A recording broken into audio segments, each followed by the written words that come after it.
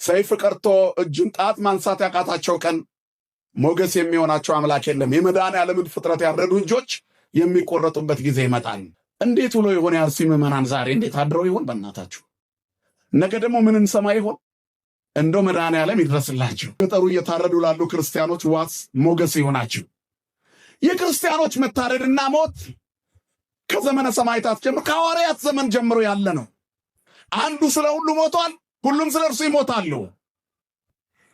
በእኛ ኃጢአት ምክንያት ግን የገጠሪቷ ቤተክርስቲያን መከራ እያየች ነው። እኛ ከተማ ውስጥ ጾም ሽረን እንበላለን፣ ካህን ለካህን እንነካከሳለን። ምዕመኑም አባቶቹን አያከብርም።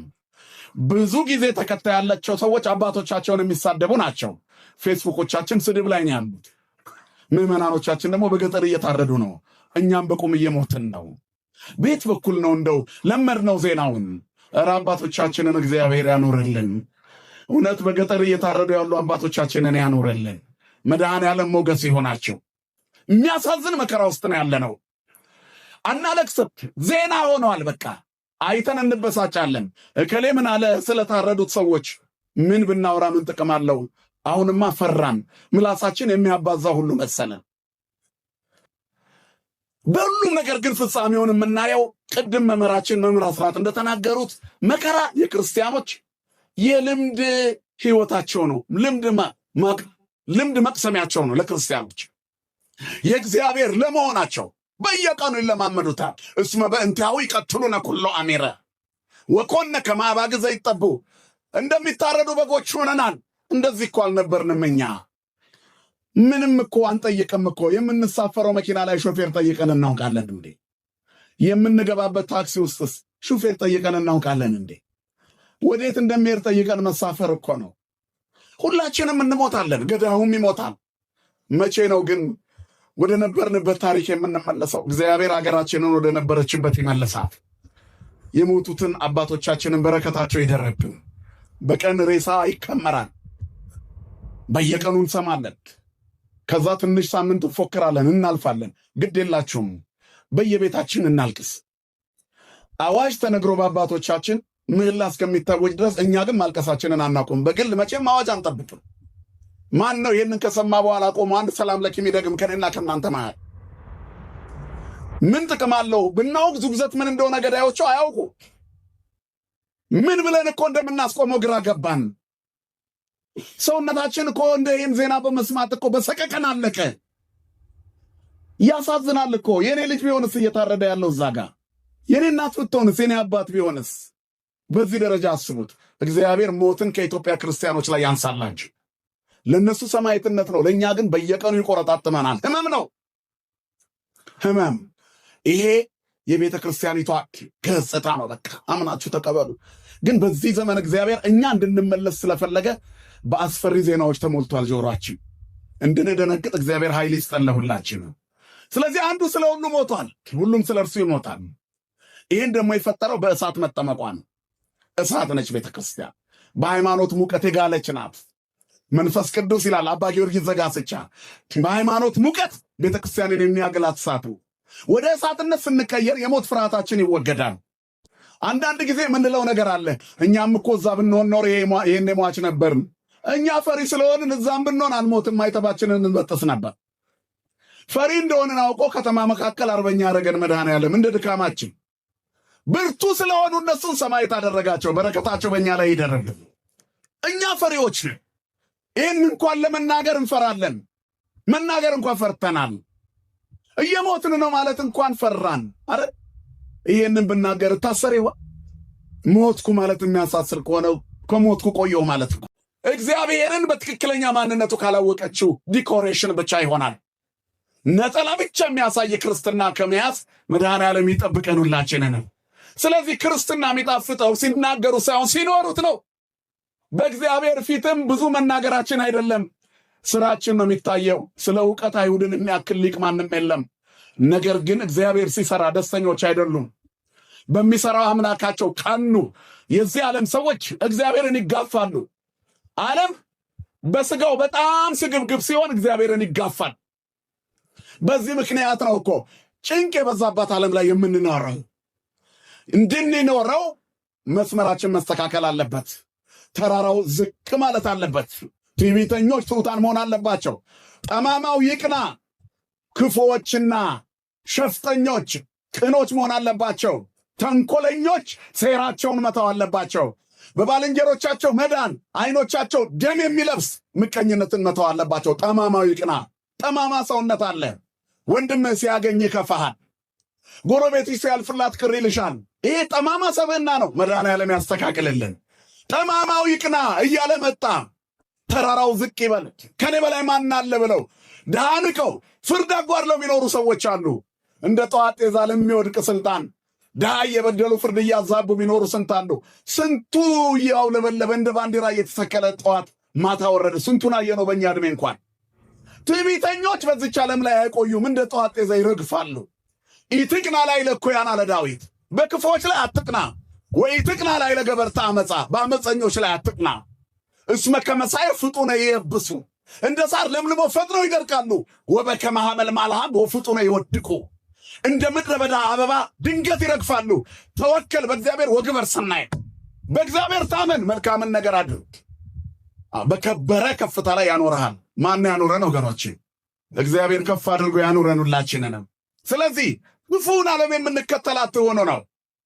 ነገ እንደ ሸንኮራ መጣን የምትተፋው ዓለም እስከ መጨረሻ ያከበረችው ሰው የለም። ስለዚህ በዚህ ዓለም ላይ ከፍታ የለም። ተራራው ዝቅ ይበል እያለ መጣ። ማነህ አንተ ብለው ጠየቁት። ለጠየቁት ጥያቄ ሲመልስ ነው እኔ በውሃ አጠምቃችኋለሁ ለንስሐ፣ እኔ ልልቅ፣ እኔ ላንስ፣ እሱ ሊልቅ የሚገባ ይመጣል፣ እኔ መንገድ ጠራጊ ነኝ። ኢሳይያስ እንዳለ አንሰ ቃለ አዋዲ ዘይሰብክ በቀዳም ወይብልዕ ሲሁአ ፍኖቶ ለእግዚአብሔር፣ እኔ በምድረ በዳ የሚጮህ ሰው ድምፅ ነኝ። ኢሳይያስ በትንቢቱ እንደተናገረ እነሆ መንገድህን የሚጠርግ መልእክተኛዬን በፊትህ እልካለሁ ብሏል ኢሳይያስ።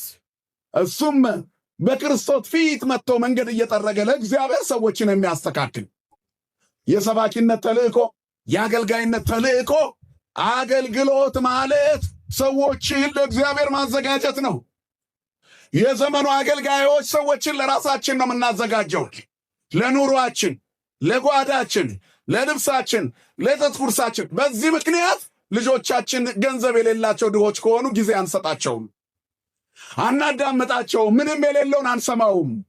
ስለዚህ እኛ በገንዘብ የምንገዛ ሰዎች ሆነናል። እግዚአብሔር ከዚህ ይሰውረን። ዮሐንስ ያስተምረናል።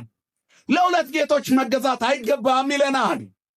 ገንዘባችሁ የምታገኙት ደሞዝ ይበቃችኋል ይለናል። ሀብታም ከድሃ አትለዩ ይለናል። ባለስልጣኖች ጉቦ አትቀበሉ ይለናል። ባለ ጊዜ ባለስልጣንን የምትሉ ደም አታፍስሱ፣ ሰው አትግደሉ ይለናል። ሰይፍ ስለያዛችሁ ጎበዝ አይደላችሁም፣ ተራችሁ ሲደርስ ትሞታላችሁ ይለናል። ዘረኞች ጎጠኝነትን አቁሙ፣ ለሁሉም ሰው እኩል ሁኑ፣ ተራራው ዝቅ ይበል ይስተካከል ይላል። ሰው ሁሉ እኩል ይሁን። እግዚአብሔርን መፍራት በልባችን ይንገስ። መድኃኔዓለም ልቦና ይስጠን ለሁላችንም።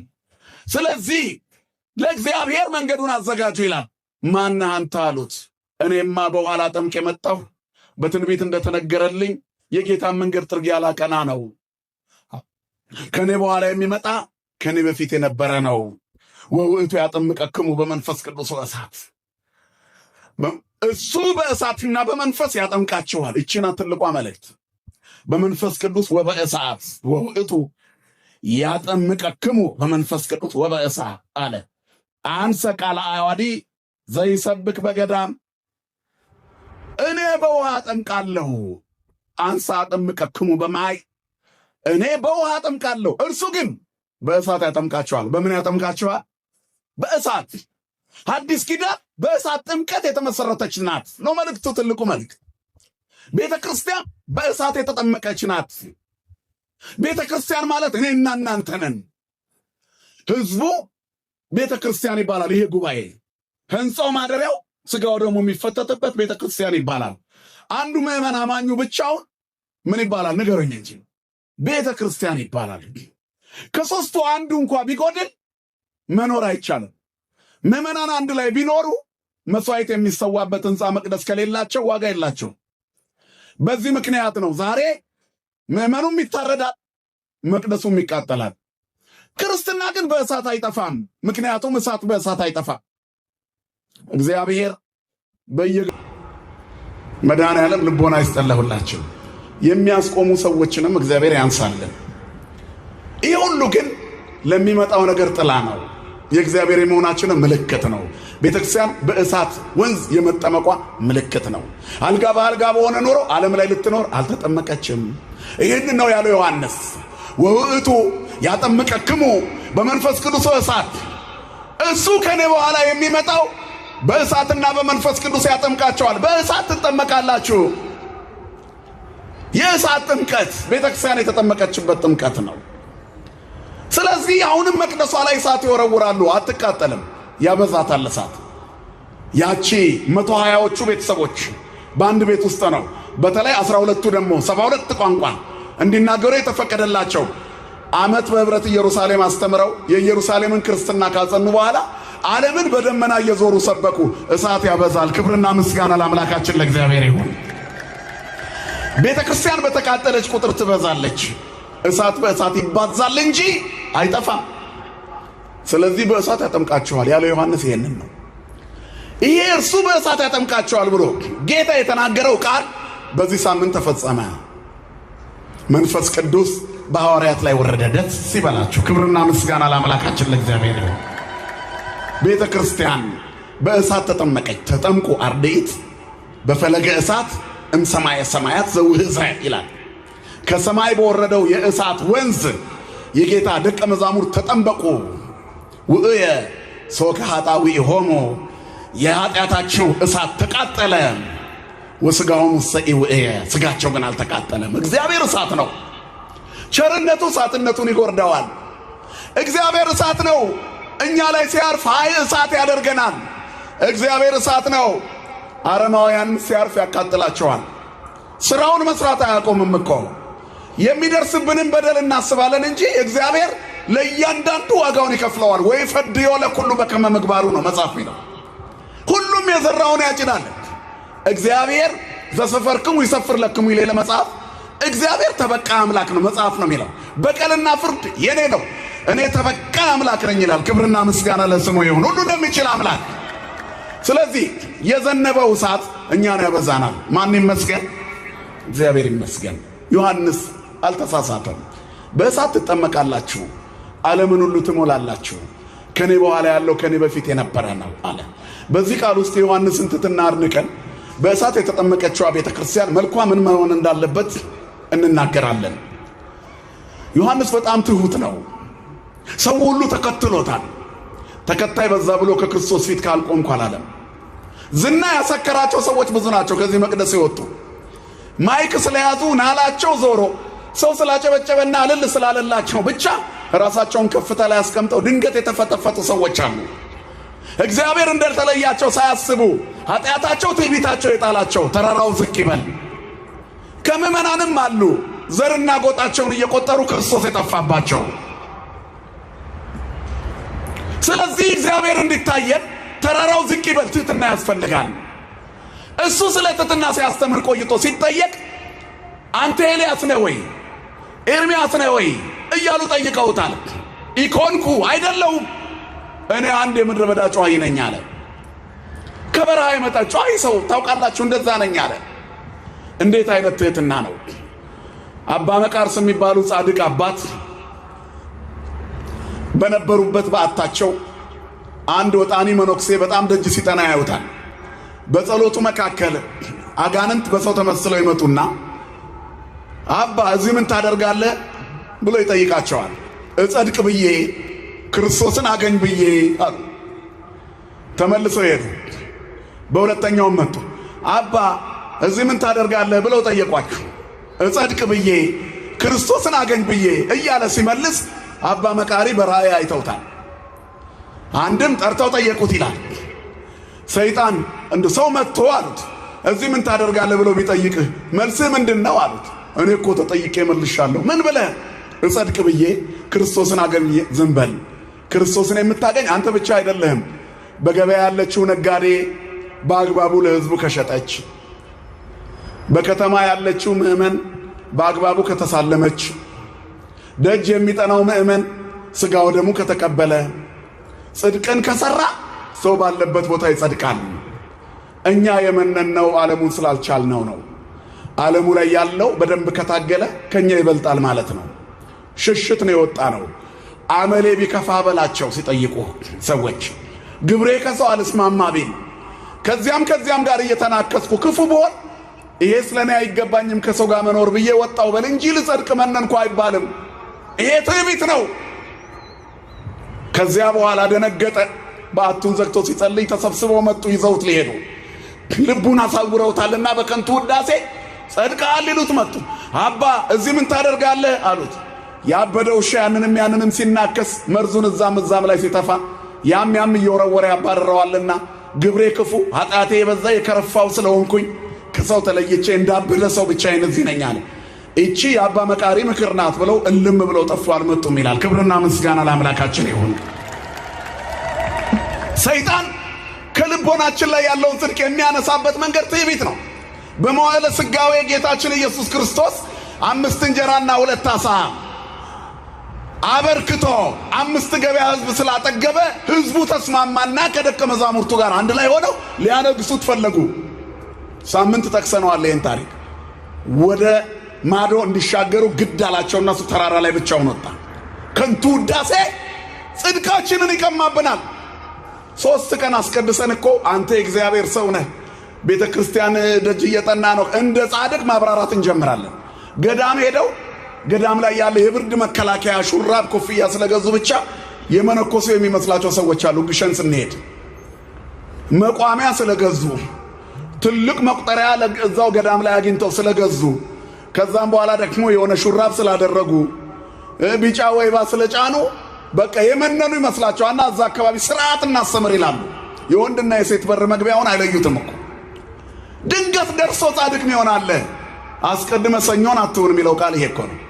ድንገት ጻድቅ ከመሆን መድኃኔዓለም ይሰውረን። ከኔ በላይ ማን አለ አትበሉ፣ ተራራው ዝቅ ይበል። ምእመናን የሚያጸድቀን ትህትና ነው። ሁሉን አውቃለሁ የሚል ሰው ምንም ሳያውቅ ይቀራል። ሁሉን ይዛለሁ የሚል ሰው ባዶ እጁን ይቀራል። የቆጡን አውርድ ብላ ምንድን ነው የሚባለው? የብብት ወርቅ። እኛ አሁን ሰባኪ ምነን፣ መነኩሴ ምነን፣ ጳጳስ ምነን፣ ፓትርያርክም ሆነናል። ኧረ አልፈን እነ ቅዱስ ጊዮርጊስን ሳንሆን አንቀርም። ክርስቶስን የሚከልል ቁመና ኪሳራ ነው። ስለዚህ ዘይመጽም ድሬ የዛሃለውም ቅድሜ ከኔ በፊት ከኔ በኋላ የሚመጣ ከኔ በፊት የነበረ ነው። እግዚአብሔር ሁል ጊዜ በእኛ ቤት ታላቅ ነው። እግዚአብሔር ሁል ጊዜ በእኔ ሕይወት መሪ ነው በይ። እግዚአብሔር ሁል ጊዜ በስራዬ ፊት አውራሪ ነው። ሁል ጊዜ እሱ ነው የሚመራኝ። የሚያሰልፈኝ እሱ ነው። ሰልፌን የሚመራው እሱ ነው። መንገዴን የሚያቀናው እሱ ነው። ዕጣዬን የሚያጠናው እርሱ ነው። መግባት መውጣቴን የሚጠብቀው እርሱ ነው። ማን ነው የሚጠብቀን ወገኖቼ? ማን ነው የሚያሳድገን? የሚያኖረን ማን ነው? ገብተን በሰላም እንድንተኛ የሚያደርገን ማን ነው? የማይተኛው የማያንቀላፋው እግዚአብሔር ጠባቂያችን፣ እረኛችን። ክብርና ምስጋና ለስሙ ይሁን። ይርኤኒ ወአልቦ ዘይሃጣኒ አለ። ይጠብቀኛል የሚያሳጣኝ የለም ጠባቂዬን አለ ዳዊት። ሌላ ቦታም ዘይሃድር በረድኤተ ልዑል ወይነብር ውስተ ጽላሎቱ ለአምላከ ሰማይ ብሏል። በልዑል መጠጊያ የሚኖር ሁሉም በሚችል አምላክ ጥላ ስር ያድራል። ዝቅ ጴጥሮስም በጊዜው ከፍ እንዲያደርጋችሁ ከኃይለኛው ከእግዚአብሔር እጅ በታች ራሳችሁን አዋርዱ፣ እርሱ ስለ እናንተ ያስባል። ስለ አንቺ ያስባል። ድህነትሽ፣ ማጣትሽ፣ መገፋትሽ፣ ዘመድ አልባ መሆንሽ አይታየውም። ከሱ በላይ ዘመድ የለማ። የማይረሳ ዘመድ፣ አስታዋሽ ዘመድ። አንተን ብቻ አይደለም እኮ የሚያውቅህ፣ የራስህን ጸጉር ያውቃል። ክብርና ምስጋና ለስሙ ይሁን። አያውቀኝም እንድትል ሰይጣን ያወራል። ሰይጣን አያውቅህም ሲልህ ኧረ ተው ጸጉሬን ያውቃል በለው ለሰይጣን። ተው፣ እግዚአብሔር የጸጉሬን ቁጥር ያውቃል። እኔ ማላውቀውን ያውቃል ስለኔ። ከኔ በላይ ስለኔ ማን ያውቃል ወገኖች? እግዚአብሔር ያውቃል። ኃጢአተኝነትህን ያውቃል። ድካምሽን ያውቃል። ወንጀለኛ መሆኔን ያውቃል። ፖሊስ የማያስረኝ መረጃ እስከሚያገኝብኝ ብቻ ነው። ካገኘብኝ አይምረኝም። እግዚአብሔር ግን የመረጃ እጥረት የለበትም። ስለኔ ሁሉን ያውቃል። አሳልፎ ግን አይሰጠኝም። ክብርና ምስጋና ለስሙ ይሁን። ሁሉን ያውቃል እግዚአብሔር። ስለዚህ ማን ከፍ ይበልኛ ቤት? እግዚአብሔር ከፍ ይበል። ከኔ በኋላ የሚመጣው ከኔ በፊት የነበረ ነው። በስራዬ መሪ እግዚአብሔር ነው። በሁሉ እግዚአብሔር ነው አለ። ከዚያ በኋላ ክርስቶስ መሰከረለት። ታስሮ እያለ ክርስቶስ ዮሐንስ የሰበከውን ስለሰበከ አንተ የምትናገረውን የመሰከርክለት እየተናገረ ነው። ዮሐንስ ምን አለ? የሚመጣው አንተ ነህ ጌታ ሆይ ወይስ ሌላ እንጠብቃለን? ብሎ ላከበት። ሂዱና ያያችሁትን ንገሩ። እውራን ያያሉ፣ ለምጻሞች ይነጻሉ፣ አንካሶች ይሄዳሉ፣ በቃሬዛ የመጣ ይቆማል፣ ሙታን ይነሳሉ፣ በእኔ የማይሰናከል ብፁዕ ነው ብሎ ላከለት። ከዛም በኋላ ምን አለ? ሙሽራይቱ ያለችው እርሱ ሙሽራ ነው። ዘቦቱ መራት መራዊ ወጡ ምንድነው ያለው መጨረሻ ላይ? ወፍስሐ ዘያየሰናው ተፈጸመት ወእንቲአሁ ሰትበዝ ወእንቲአሁ ተሰልጠት። የኔ አለቀች፣ ተልእኮዬን ጨረስኩ አለ ዮሐንስ። በእሳት ያጠምቃቸዋል ያልኳችሁ መጥቷል። ለመጠመቅ ተሰብሰቡ።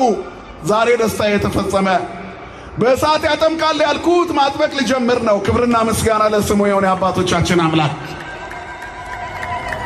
በእሳት የተጠመቀችው ቤተክርስቲያን ቁመናዋ ምንድነው? ከዚያ በኋላ የዮሐንስን ሁኔታ የሚያውቅ ጌታ ከሴቶች ከተወለዱት መካከል ዮሐንስን የሚያክል የለም፣ ከነቢያት የሚበልጥ ነው አለው። ነቢይን ልታዩ ወጣችሁ ወደ ምድረ በዳ? ምን ልታዩ ወጣችሁ? ንፋስ የሚያውዘውዘውን ሸምበቆ ወይስ ነቢይን? አሁን እላቸዋለሁ ከነቢይ የሚበልጠውን እውነት እውነት እላቸዋለሁ ከሴቶች ከተወለዱት መካከል ዮሐንስን የሚያክል ማንም የለም አለ። ዮሐንስን የሚያክል ማንም የለም። በቤተ ክርስቲያናችን ከድንግል ማርያም ቀጥሎ የምናከብረው ዮሐንስን ነው። በኦርቶዶክሳዊ ተዋሕዶ ቤተ ክርስቲያን ጽንሰተ ለማርያም ብለን ጽንሰቷን እናስባለን። ከዚያ የጌታን ነው ጽንሰቱን ብለን የምናከብረው በአዋጅ በእውቅና። አሁን የአንዳንድ ቅዱሳን መከበር ተጀምሯል። ስለ ጥንታዊቷ ቤተ ክርስቲያን ስናስብ በዚህ መንገድ ነው። የዮሐንስን የሩሲያ ቤተ ክርስቲያን ከመውደዷ የተነሳ ጽንሰቱንም ታከብራለች።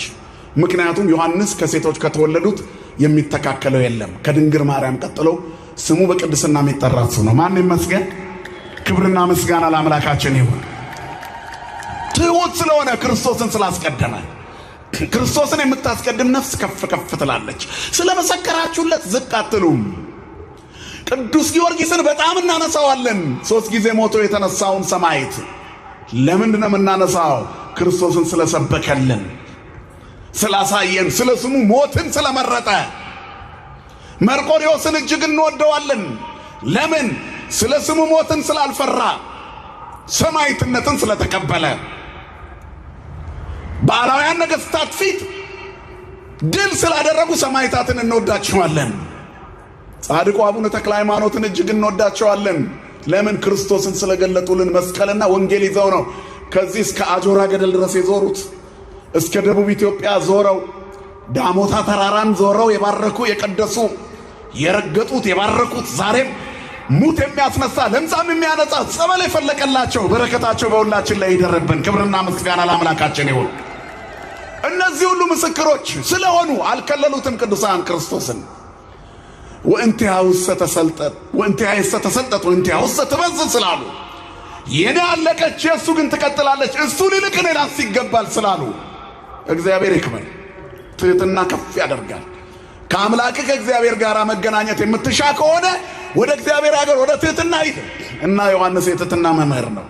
የተናገረው ተፈጽሟል። በዚህ ሳምንት እሱ በእሳት ምን ያደርጋቸዋል አለ?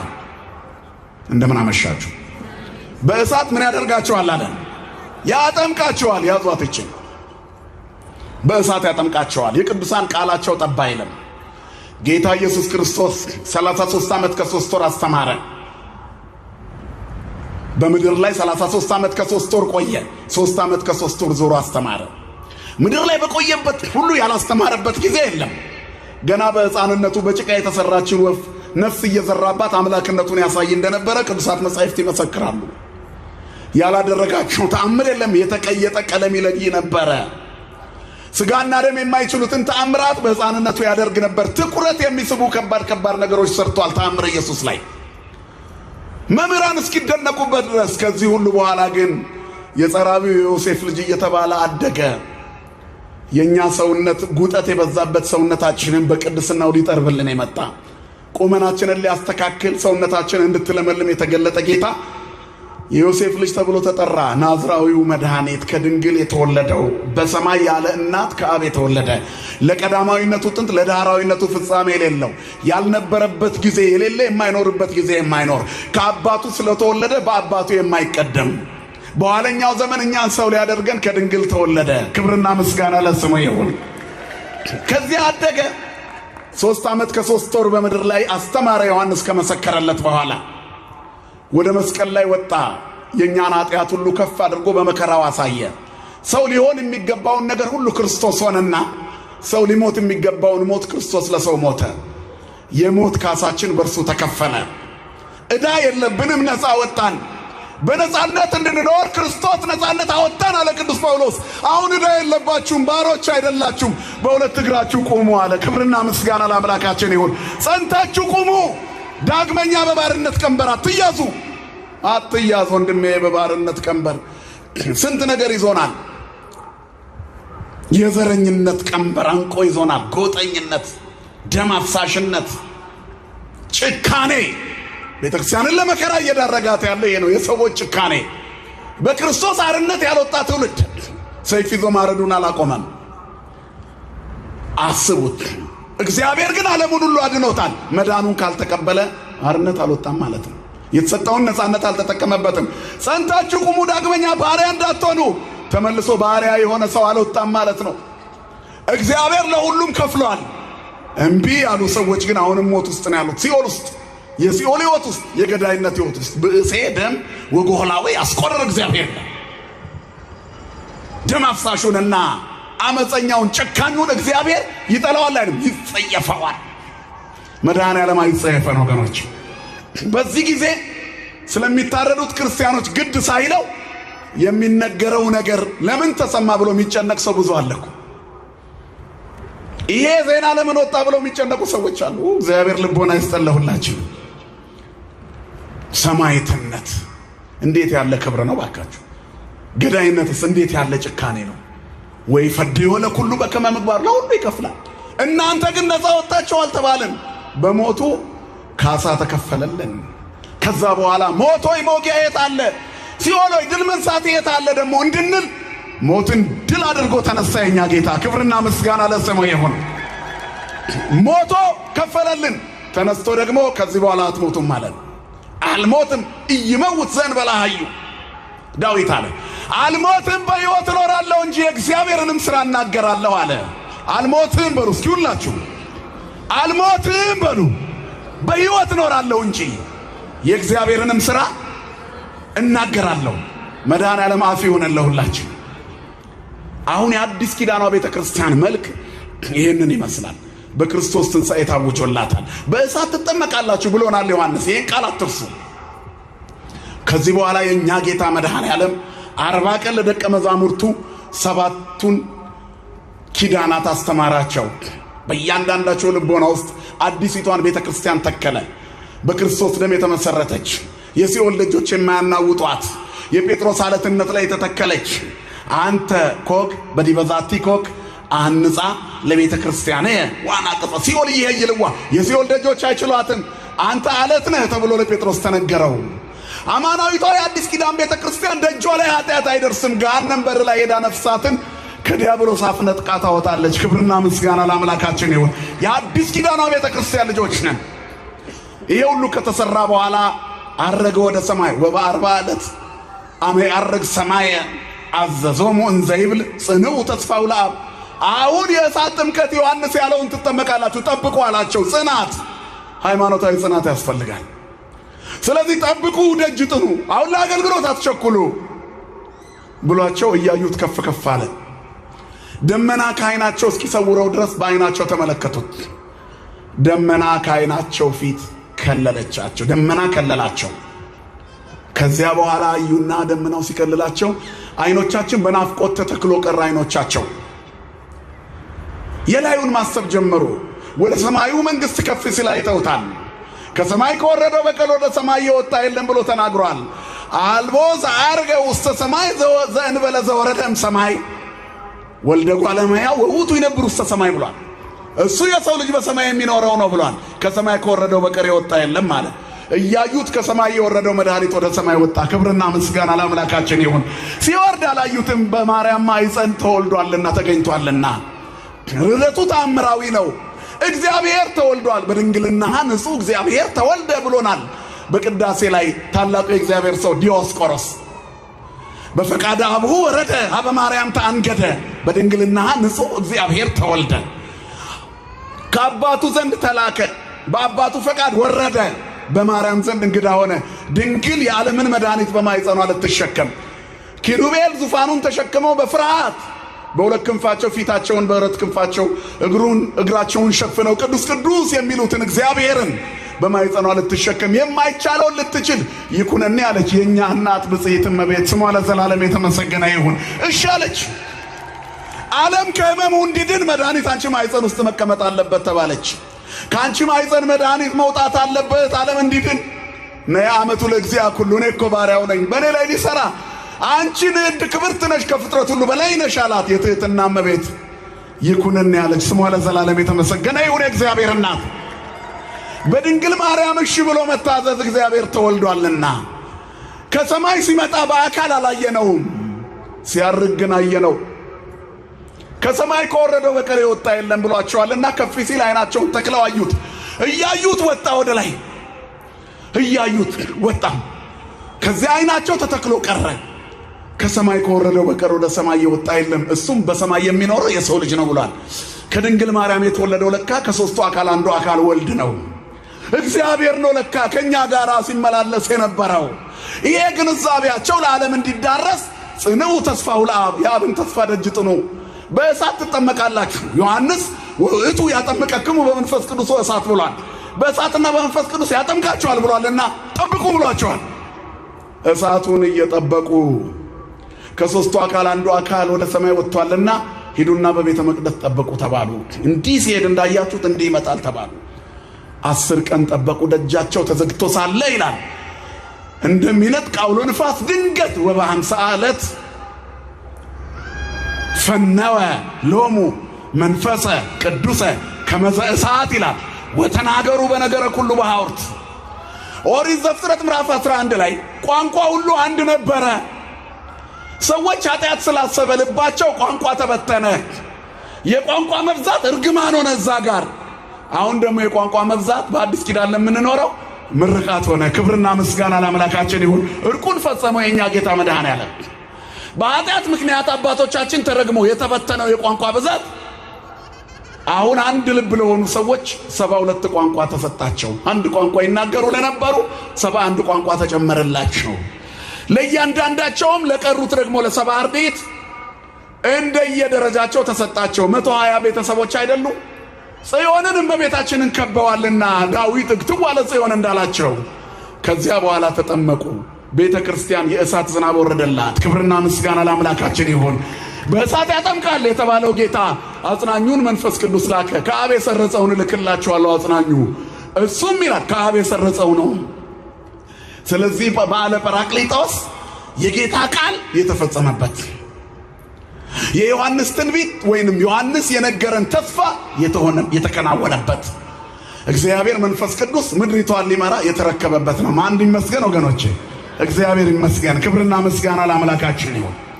መንፈስ ቅዱስ ሀብቱ በሰው ልጆች ልቦና ውስጥ ምን ያደርጋል? ያጽናናል።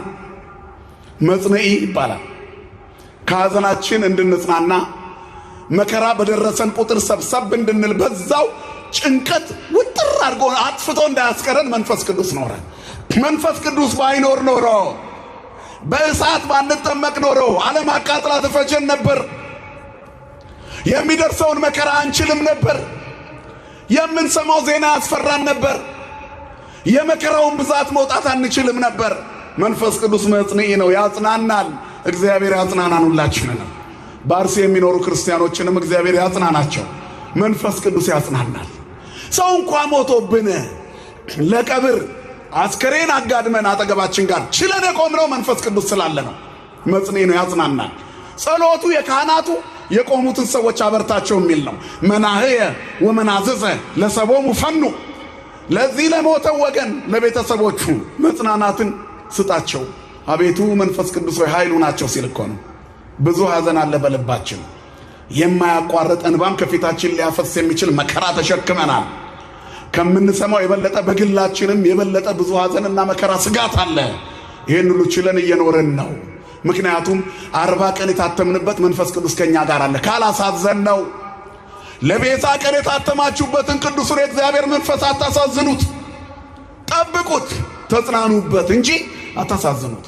ኃጢአት ሰርታችሁ ቤቱን አታፍርሱበት። በርግብ ይመሰል የለ ርግብ ብዙ ነገር አድርጋችሁ ብትጎነትሏት ከጎጆዋ አትወጣም። ጎጆዋን ስታፈርሱባት ግን ለቃ ትሄዳለች። ሃይማኖታችሁን አትለውጡ። ምን ኃጢአት ብትሰሩ ምን ብትበድሉ መንፈስ ቅዱስ ከእናንተ አይርቅም እኮ ነው መልእክቱ። እግዚአብሔር ኃጢአተኛውን ይሸከመዋል። መንፈስ ቅዱስ አጽናኙ ያለው ከኛ ጋር ጻድቃን ሆነን አይደለም፣ ከና ኃጢአታችን የሚሸከመን የማይዝል ትከሻ ያለው እግዚአብሔር ስለሆነ ክብርና ምስጋና ለስሙ ይሁን። አንከብደውም፣ አባት ነው። ስለዚህ አጽናኙን ላከልን። መጽነዒ አረጋጊ ነው። ናዛዚ የሚያረጋጋ ግልፍተኞች፣ ትምክህተኞች፣ ትዕቢተኞች፣ ስሜታውያን ለሁሉም ነገር የምንሮጥ እንዳንሆን መረጋጋትን ያደለናል። ቅዱሳት መጻሕፍት የመረዳት መረጋጋት ሁሉንም ነገር በእርጋታ የማየት ኃይልን ይሰጠናል። መንፈስ ቅዱስ ያረጋጋን ሁላችንን። ከሳቲ ነው፣ ገላጭ ነው፣ ምስጢርና ጥበብን ይገልጥልናል። የምታነበውን ታስተውለዋለህን ብሎ ጠየቀው። ጃንደረባውን ኢትዮጵያዊ ባኮስን ፊልጶስ የሚተረጉምልኝ እፈልጋለሁ አለ። የመንፈስ ቅዱስ ስጦታ ያስፈልገዋል። ስለዚህ እያስተማረው ውሃ ጋር ደረሱ። አጠመቀው በስመ ሥላሴ። በክርስቶስ አምኛለሁና ልጠመቅ አለ። ሐዲስ ኪዳንን ተቀበለ። ሲሄድ ወደ ኋላ እንኳን አልዞረም። ለምን? በቃ ከዚህ በኋላ ከሳቲው ተገልጦለታል። ኢትዮጵያዊው ጃንደረባ ሰረገላውን ቶሎ ቶሎ ወደ ሀገር ያደርስልኝ አለው። አክሱም ላይ አምጥቶ ተከለ። ታቦተ ጽዮን ያለችበት ቦታ። የብሉይ ኪዳኑ የታቦት አገልግሎት በጃንደረባው ሲሰበክ ወደ አዲስ ኪዳን መለወጥ ጀመረ። ኢትዮጵያ በክርስትና ቀዳሚ ሆነች፣ በብሉይ ኪዳን እንደነበረችው። ክብርና ምስጋና ለአምላካችን ይሁን። ከሳቲው መንፈስ ቅዱስ መጣ። መጻሕፍትን ያስተውሉ ዘንድ አእምሮአቸውን ከፈተላቸው ይላል መጽሐፍ። መንፈስ ቅዱስ ነው የሚከፍተው። አእምሮአችንን ይክፈትልን ወገኖች። መንጽሔ ነው የሚያነጻ። ውእየ ሶከኃጣውኢሆሙ ይላል። የኃጢአታቸው እሾ የተቃጠለ ሲጠመቁ ልጅነት ፍጹም የእግዚአብሔር ልጅ የሚያደርገው የኃጢአት ስርየትን ይሰጣል። ስለዚህ ወነአምን በአሐቲ ጥምቀት ለስርየተ ኃጢአት እንለለ የኃጢአት ስርየት በሚገኝባት በአንዲት ጥምቀት እናምናለን። ልጅነት በመንፈስ ቅዱስ ይሰጣል። ለቤዛ ቀን ታትመናል፣ በሜሮን ታትመናል። ያ በእሳት ላንቃ የወረደው የመንፈስ ቅዱስ ሀብት እኛ ስንጠመቅ በሜሮን በቅዱሱ ቅባት ላያችን ላይ ይፈሳል፣ ወደ ላያችን ይወርዳል። ከዛ የእግዚአብሔር ልጆች እንባላለን። ሀብተ ወልድና ስመ ክርስትና ይጸናልናል። የዓለም ስማችን እንዳለ በሌላ ስም እንጠራለን። የሰማይ ስማችን መንፈሳዊ ይሆናል።